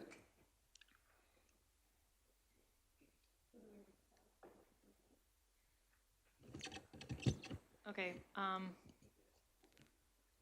Trustee Long? I move that trustee Poitras and trustee McKee be given permission to go to this session. Trustee Toon? so to clarify, this is under the professional learning section, that it would be using their PD dollars if they so choose. Okay. Just for clarification. hear that. Just for clarification, I will be attending under my monthly remuneration because it's in my school and it's something that I would attend, not as a wisdom and guidance member. So, John, just to clarify, are you asking to use your PD dollars to attend? It would be a part of my remuneration as well. Then there's no permission needed, correct? Okay, then you're fine to attend. Yeah, then we don't need to improve it. Correct. So I take away my motion. Okay, thank you, Greg, and thank you, John. If there's no other PD requests at this time, okay, and just for future reference, just to remember, look ahead and make sure that you email in your PD request so everyone can take a look at the request before the meeting. Okay. Richard, well, have the presentation from you now. Thank you. Okay, well, I'm very excited. As part of my new role, I was able to be able to participate in learning with and alongside the career practitioners earlier in September. And so getting to know a little bit more of what they do and in supporting our students, it's been amazing. We have 3 career practitioners. We have Letty Krosky, who serves West Meadow, Willow Creek Composite, Stavely, A.B. Daly, and J.T. Foster. And you'll notice that some of those schools are elementary schools, and that's part of one of the interesting things that they've been doing is really engaging with our elementary schools. We have Christy Bazell, who serves Granham, W.A. Day, F.P. Walsh, Canyon, Matthew Halton. And we have a new career practitioner this year, Jennifer Ziebert, who serves Livingston, Horace Allen, Isabel Salin, and Crow's Nest Consolidated. When we take a look at some of the services that they provide, I've broken it out into 3 areas. One is universal, things that are of value for everybody. And we have targeted, things that hit certain groups of people, and then we have individualized, which is for a very small group.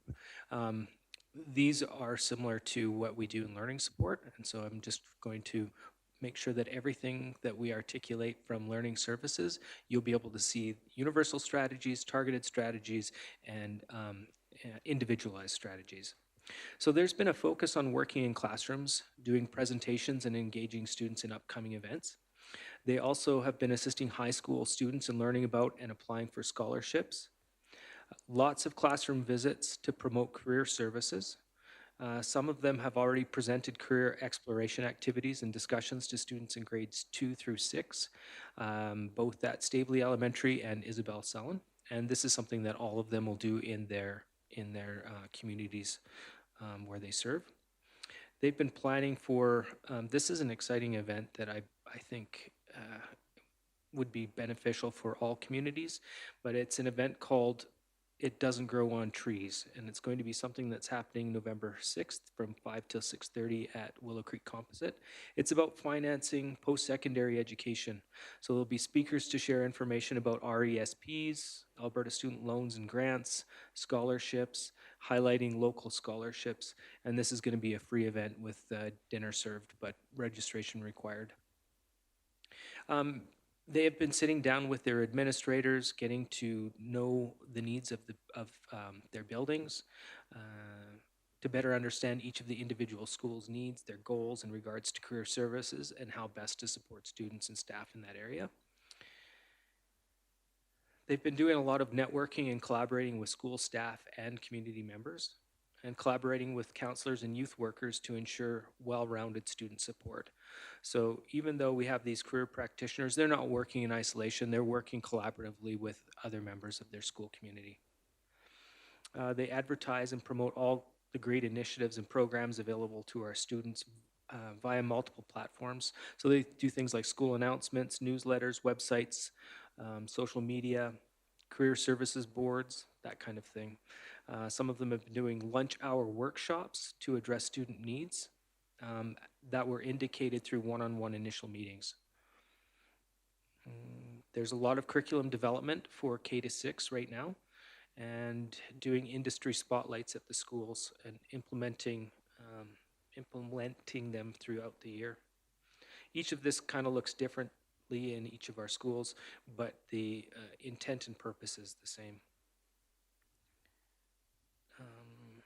I'm going to show you a few pictures of what was happening with interactive displays that were set up off-site during a place-based learning day at Bovey Lake. And this was brought back to the school, set up as a display. This was done in Isabel Salin. So they were doing some career exploration, and you'll see just on the side of the picture, there's things like wildlife technologist, things that students are interested in, and how that would apply in the context of earning a living.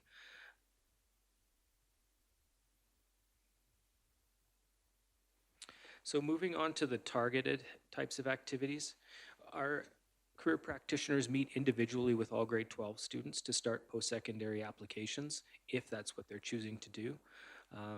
or in applying for scholarships, but also moving into the workforce as well. They have a discovery day in health services, in health sciences, with 8 students attending. They are restricted to 4 per school, and there's a wait list. So a lot of these events that they are putting on are well represented by our students. They're also coordinating students to attend the World of Choices event in Lethbridge.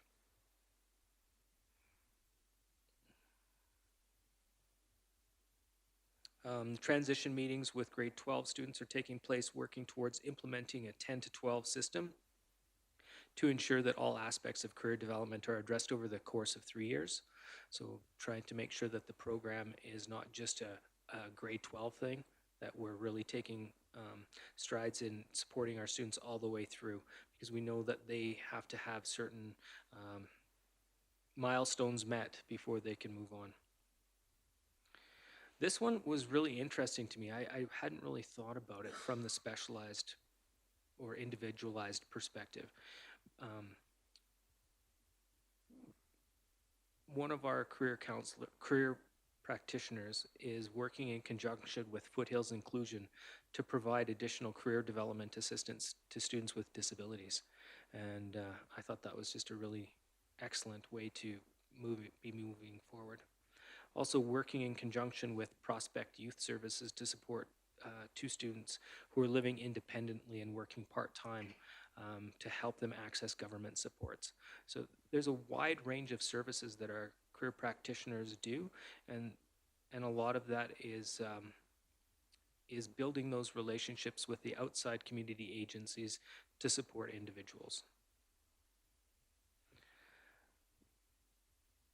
This is hot off the press as of yesterday. Frank might know what that picture is of at the back, and some of you might know. I think Greg's old enough to know. So typeset, right? Anyway, we had an opportunity back in July. Katie Mahone from Everactive Schools contacted me to see if we would be interested in supporting a grant through RBC Future Launch and funding to Employment and Social Development Canada, as well as youth employment and skills strategies that would support marginalized students in our area, supporting them to move into the workforce while at the same time receiving real applicable training and credits. So obviously we were in, and we just received word last week that funding was secured, and we're going to be able to pilot the In Good Health project in Livingston Range. As of Monday, we learned that the University of Lethbridge is also interested in this partnership, and we will be meeting on November 12th to bring this project together. Our career practitioners don't even know about this, so keep it to yourselves, right? The project was named for the meaning of the Cree word Mi'omachuan, to honor the youth this work was originally designed to serve. So Mi'omachuan is in good health in Cree. At its inception, the intent was to support Indigenous youth living in Edmonton to engage in health-promoting sectors of the urban economy. Since prototyping and piloting the project in a single location, and then having expanded the intended populations to include new Canadians and other marginalized youth, and create a model that is customizable and to the local context and need. So we're going to be bringing groups of people together to discuss what it is that our students need in moving from school to post-secondary and work. So we'll be bringing together Sandra Lemouche, our career practitioners, some of our elders, and other community members as needed. Through these pilot activities, they've worked with 162 youth, 71% who were identified as Indigenous and 19% who were identified as new to Canada. Together, they earned a total of 526 high school credits and 20 types of industry standard certifications. These are things like hosting weekend retreats where they can earn 1 credit, or week-long retreats where they can earn more than 1 credit, and get some of their certifications around first aid, leadership in the workforce, things like that, that will make them that will build that leadership for them to be more successful in the future. For 12 of the youths, enough credits were earned through this programming to help them graduate on time and with their peers, where they otherwise would not have. So John, when you asked earlier about that land-based program, this is one of those connections that we're going to be making. We haven't specifically outlined how that could look during that week, but we have Actua is another partner, and they provide science, technology, engineering, and math. And this all relates. So everything is sort of coming together to create this great big process for supporting our students. They've engaged already with 4 school boards and 2 large-scale employers, municipal recreation departments, and along with many other community partners who demonstrate a high level of readiness to support and expand this work. The next steps for this project are aimed at creating accessible, inclusive opportunities for Livingston Range students to earn high school credit while gaining employment-related certifications, and connect these students to potential employment and/or post-secondary opportunities in their region. The work will reduce barriers to youth employment by both preparing students for the workforce and by dismantling barriers within workplaces and post-secondary institutions near those students. It's interesting, Danny Balderson is the Associate Dean of Education at the University of Lethbridge, and they talked about a stat that when students arrive to the University of Lethbridge, 83% of them are interested in education. However, by their 3rd year, it's less than 30% are still interested in education. And so this is one of the mechanisms that they're hoping they can engage in to get more First Nation students to be interested in education when they arrive at the University of Lethbridge and continue on into the Department of Education while they're there.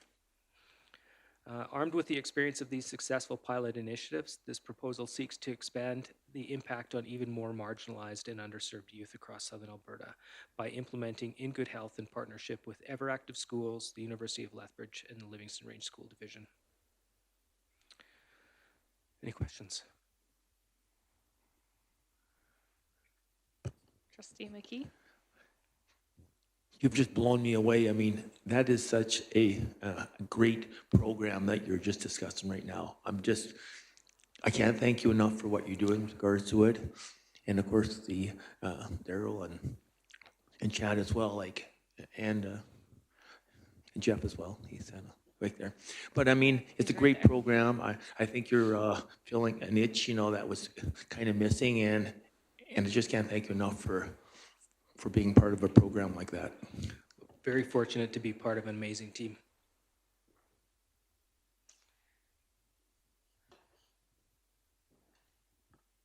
Yeah, it's really interesting and exciting to see these things.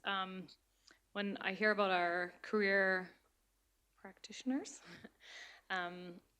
being in the schools and being there to help, I love knowing that, as we prepare students to leave our schools, that they're getting the help to go in the right directions that they need.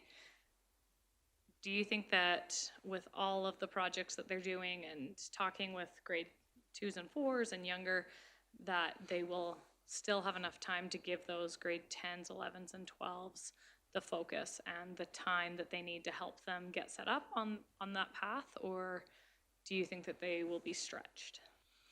I think with any new way of doing things, there is a bit of a stress level that increases as you start to do things differently. I believe that because they're going to be more proactive with our younger students and help them to begin with the end in mind as they're moving through their career as learners, that as they reach that grade 10, 11, and 12, that it won't be the race that it is and panic to get all of the things in line that they need, that they'll already know kind of what to do and they'll have those steps in place already. Right now, they have not made one issue of time with meeting with the grade 10s through 12s. They have a timeline that they provide me with when they're going to be meeting with students. So like October 15th is the deadline for certain grants, and so they make sure that all the students are aware of those things. They have timelines in the school, so they do have mechanisms to make sure that information is out there. That's really great. It's nice with the high level of anxiety that we're seeing in students moving forward that we're starting younger and trying to get them prepared so there isn't that panic. So Is there any other questions? Trustee Toon? I think this is really amazing. One of the things I think we need to champion to our stakeholders is the number of kids that are accessing these programs. When you're talking, they're meeting at those younger grades. It's not 20 or 30 high school kids in each community that are benefiting from these programs and the amazing resources that this division puts forward. So I think that's something that we really need to highlight is the number of kids that are benefiting from this going forward would be key. Kind of like when the transportation report, we hear how many students access that service. I think we as a board and the public and stakeholders need to be aware of how many kids are benefiting from this, the high school kids and the elementary school. So kind of a breakdown of that, I think, would be really crucial. Mhm. No, and that was something that is on our list of data collection points for sure. Yeah. I was also really impressed with the idea of helping all students, whether they are heading to post-secondary or directly into a trade, or that we're willing to help all students and find the best path for them. So thank you so much for your wonderful work on this. If there's no other questions, then we need to do our 3 key messages. Trustee Long? Well, that would be one. A discussion at all levels, K to 12, about career practitioners, what we're offering. You talked about them meeting each grade 12 student. I think that's wonderful. So I would say that's one. You got it. Spot number 1. Trustee Toon? I think our enrollment data is really positive across the division, highlighting that we had really another successful year with being able to attract and retain students. And if no one else is throwing anything out, I think our transportation, the successful That's year what I was we gonna say. had with that is Transportation. another great highlight. And our safety record with no incidents this past year is something we really need to champion, how safe our drivers are, and amazing job our transportation coordinators do in making sure that happens. I would love to highlight the weekdays till 6, but I think there's already a plan to roll that out. So I think we can leave that off the list, but I am very excited to see it roll out. I think it's going to be great. Okay, just 3 messages this month. Trustee Long? Could I get on next month's agenda? I have a speech I prepared for the minister that, well, never mind. Well, I saw your speech and it was cut for a reason. Okay, can I get a motion to go in camera? Okay, Jim made the motion to go in camera, and we'll move to the other room.